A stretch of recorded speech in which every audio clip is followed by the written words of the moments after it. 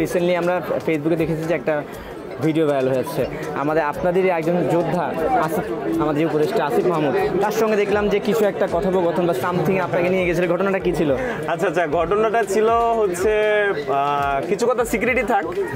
আর হচ্ছে ভাইয়া হচ্ছে স্টেডিয়ামে গিয়েছিল, ওই কোনো একটা ফ্র্যাঞ্চাইজ হচ্ছে প্লেয়ারদের বেতন দিচ্ছিল না, ওই সমস্যাটা সমাধান করার জন্য। যেহেতু ভাইয়া ক্রীড়া উপদেষ্টা, তো আমি তো প্রায় খেলা দেখতে যাই, তো তখন আমিও ভাইয়াকে দেখার পর কাছে গেলাম। তখন উনিও আমাকে অনেকদিন দেখা হয় না, তারপর দেখা হওয়ার পর উনি হচ্ছে গিয়ে আমাকে হাই দিল এবং হচ্ছে গিয়ে ভিতরে প্রেসিডেন্ট বক্সে ডাকলো, গেলাম। এরপরে ভিতরে যাওয়ার পর একটু কথাবার্তা হয়েছে আর কি। আচ্ছা, এখন যদি ধরুন আপনাকে যদি বলা হয় যে আপনি কি উপদেষ্টা হবেন কিনা, সেক্ষেত্রে হবেন কিনা এটা প্রশ্ন। আর যদি হতে চান সেক্ষেত্রে কোন মন্ত্রণালয় নিতে চান বলেন তো?